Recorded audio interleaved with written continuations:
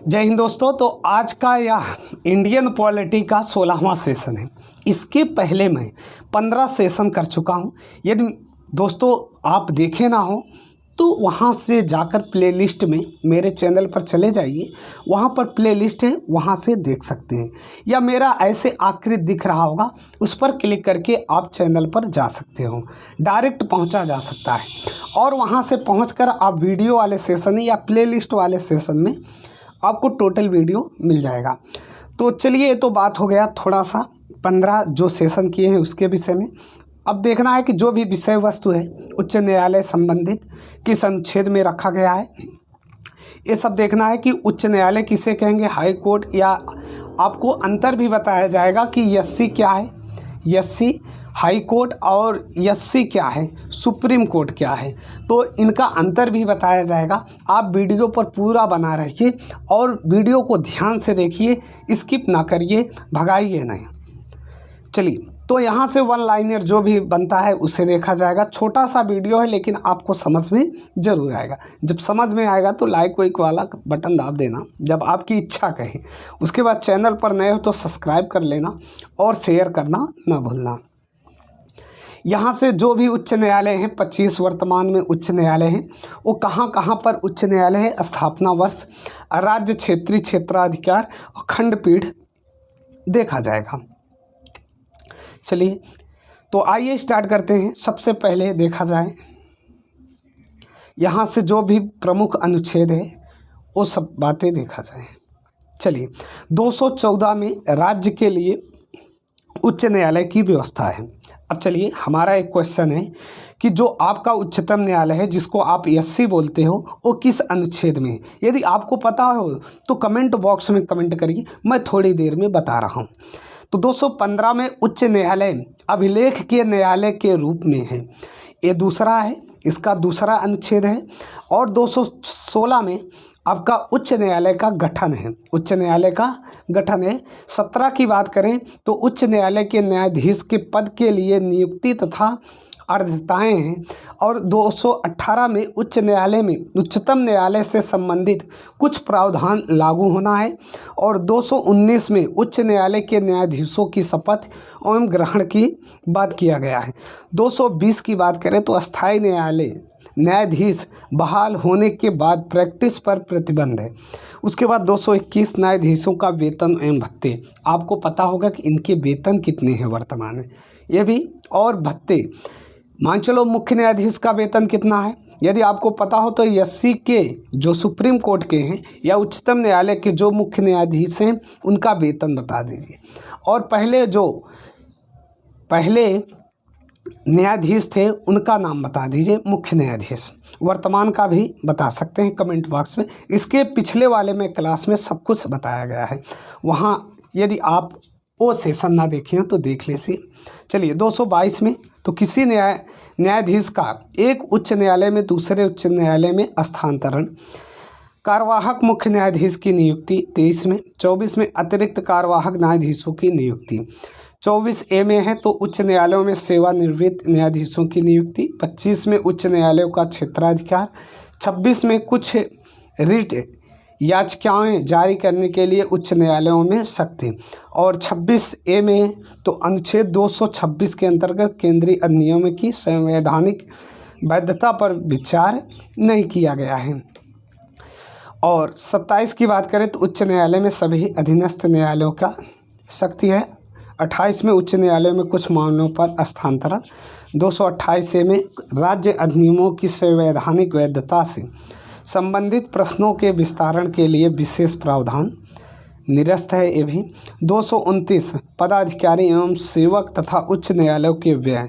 उच्च न्यायालयों को क्षेत्राधिकार 30 में। 31 में 2 या अधिक राज्यों के लिए एक साझे उच्च न्यायालय की स्थापना। तो यहाँ कुछ विषय वस्तु है, इसे आप देख लीजिए। इसमें से बहुत इम्पॉर्टेंट यही है कि 214 आपको याद रखना है और 230 याद रखना है।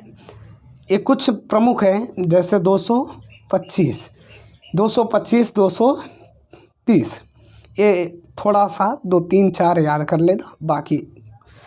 अब वेतन और भत्ते 21 में। चलिए आगे बढ़ते हैं।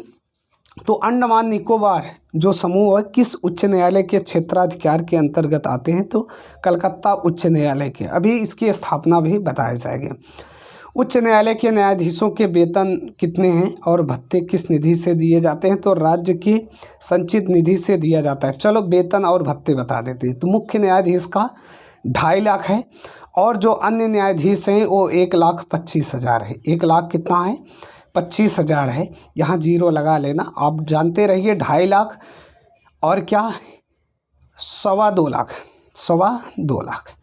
तो अन्य न्यायाधीशों का वेतन 2.25 लाख और मुख्य न्यायाधीश का वेतन 2.5 लाख। यदि बात करें जो एससी के मुख्य न्यायाधीश होते हैं, उच्चतम न्यायालय जो दिल्ली में स्थित है उसके मुख्य न्यायाधीश का 2,80,000 वेतन है और अन्य न्यायाधीशों का 2,50,000 है। ये ध्यान देना, इनके जो अन्य न्यायाधीश है ये उच्च न्यायालय के मुख्य न्यायाधीश का वेतन बराबर है। ये बात आप कहीं पर लिख लीजिए, नोटेट कर लीजिए। और जो एससी है किस अनुच्छेद में है? एससी का मतलब उच्च न्यायालय। तो अध्यादेश 123 के बाद 124 में आपका उच्चतम न्यायालय है, ये आपको पता होना चाहिए। अध्यादेश 123 में और 61 अनुच्छेद में क्या है? ये आपका वो क्या बोलते हैं, अरे राष्ट्रपति को जो हटाते हैं, अभी नाम नहीं याद।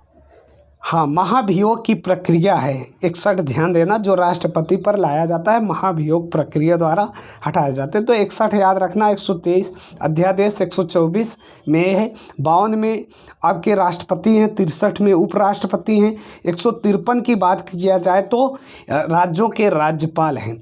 ये सब पिछले सेशन में पढ़ाया गया है। मैं प्रमुख अभी अनुच्छेद बता दिया कि 79 में क्या है? संसद का गठन है और मौलिक अधिकार है भाग 3 में है, जो कि अमेरिका के संविधान से लिया गया है 12 से 35।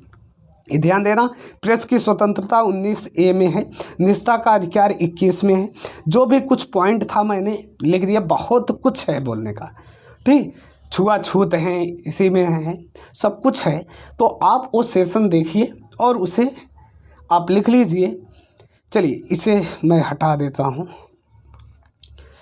बाकी आपात उपबंध भी हैं, है ना, 352 से 360 में वित्तीय आपात है। चलिए, ये तो कुछ बातें हो गया। महान्यायवादी किस अनुच्छेद में है ना। महालेखा परीक्षक हैं, महान्यायवादी 76 और 148 में। ये सब बातें याद रखना। तो उच्च न्यायालय के वेतन और भत्ते हो गए, वेतन हो गए, भत्ते उसी का 50% हो जाएगा। चलिए अब यहाँ से ये देख लेते हैं कि उच्चतम न्यायालय के निर्णय से पूर्व किस उच्च न्यायालय में यह निर्णय देता है? एक ही बार में 3 बार तलाक कहने से तलाक होना गैर कानूनी है। तो इलाहाबाद उच्च न्यायालय ने ये निर्णय दिया था। तो न्यायाधीशों को हटाने की प्रक्रिया 3 संसदीय समिति है। भारत के मुख्य न्यायाधीश या उच्चतम न्यायालय का कोई अन्य वरिष्ठ न्यायाधीश, तो उच्च न्यायालय का मुख्य न्यायाधीश, एक प्रख्यात विधिवेत्ता। तो न्यायाधीश को हटाने की 3 सदस्यीय समिति होना चाहिए। अब बात करें वन लाइनर में, तो एक उच्च न्यायालय का न्यायाधीश अपना त्यागपत्र किसे देगा? तो राष्ट्रपति को देगा। ये नोटेड पॉइंट आप अपने साथ नोट कर लीजिए। उच्च न्यायालय के न्यायाधीशों की सेवानिवृत्ति की आयु कितना है? 62 वर्ष और वहाँ पर था एससी का 65 वर्ष। ये ध्यान रखना।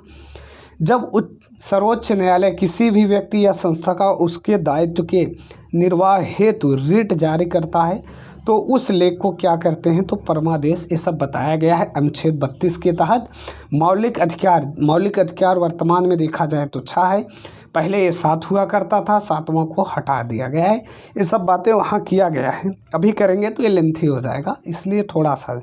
भारत में उच्च न्यायालय को कुल संख्या वर्तमान में 25 है।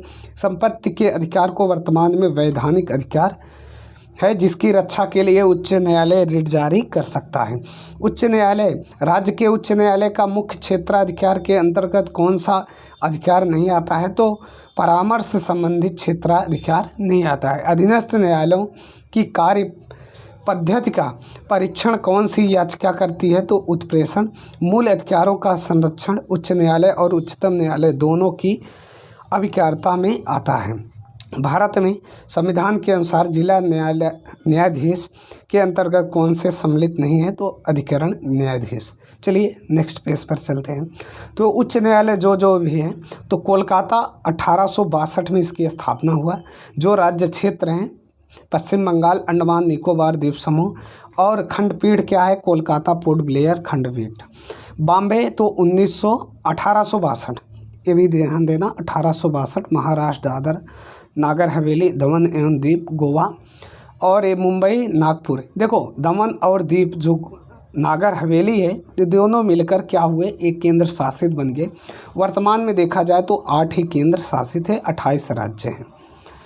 नागपुर, पणजी, औरंगाबाद और खंडपीठ है इसके। मद्रास तो 1862 में, तमिलनाडु पेदुचेरी 4 जिलों से बना है, 3 राज्यों में स्थित है। वो आप जिला कमेंट बॉक्स में कमेंट कर सकते हैं। चलिए कर्नाटक का तो 1884 कर्नाटक बेंगलुरु। इलाहाबाद तो 1866 उत्तर प्रदेश लखनऊ खंडपीठ है। पटना बिहार पटना, और जम्मू कश्मीर लद्दाख श्रीनगर जम्मू। मध्य प्रदेश का मध्य प्रदेश में 1956 में जबलपुर इंदौर ग्वालियर खंडपीठ। पंजाब हरियाणा का तो 1966 पंजाब हरियाणा चंडीगढ़ खंडपीठ है। गुवाहाटी 1948 असम नागालैंड मिजोरम अरुणाचल प्रदेश, और क्या गुवाहाटी, कोहिमा इम्फाल अगरतला खंडपीठ है। उड़ीसा की बात करें तो उड़ीसा कटक इसका खंडपीठ। राजस्थान 1949 राजस्थान जयपुर में क्या खंडपीठ है? जयपुर इसका खंडपीठ है। गुजरात की बात करें 1960 गुजरात अहमदाबाद, ये ध्यान रखना। चलिए आगे देखते हैं। तो दिल्ली का 1966 में दिल्ली। हिमाचल प्रदेश तो 1967 हिमाचल प्रदेश और शिमला। सिक्किम 1975 सिक्किम और क्या गंगटोक। छत्तीसगढ़ 2000 छत्तीसगढ़ और क्या बिलासपुर। झारखंड 2000 झारखंड रांची। मेघालय 2013 मेघालय शिलांग। मणिपुर 2013 इम्फाल है, और त्रिपुरा 2013 त्रिपुरा अगरतला। तेलंगाना 2019 तेलंगाना हैदराबाद। आंध्र प्रदेश 2019 आंध्र प्रदेश अमरावती। तो ये 25 हो गए उच्च न्यायालय, सबका दिया भी गया है। ठीक है, तो 28 और 8 राज्य केंद्र शासित को मिलाकर 36 में 25 ये आपके उच्च न्यायालय। उच्च न्यायालय की अपेक्षा शक्ति में संयुक्त न्यायालय की शामिल नहीं है, और उच्च न्यायालय की प्रथम महिला न्यायाधीश अन्ना चंडी थी तथा प्रथम महिला मुख्य न्यायाधीश लीला सेठ थी। ये इम्पॉर्टेंट पॉइंट कर लेना। सबसे ज़्यादा न्यायाधीशों की बात किया जाए तो आपका इलाहाबाद उच्च न्यायालय में हैं, सबसे ज़्यादा न्यायाधीश हैं। ठीक, तो ये बातें आपको पता होना चाहिए। तो यदि आप चैनल पर नए हो तो सब्सक्राइब करना और शेयर करना ना भूलें। चलिए नेक्स्ट सेशन में मिलते हैं कुछ नया लेकर। ठीक, इसके आगे का हो सकता है महान्यायवादी या महालेखा परीक्षक। चलिए मस्त रहिए, खूब पढ़िए। जय हिंद।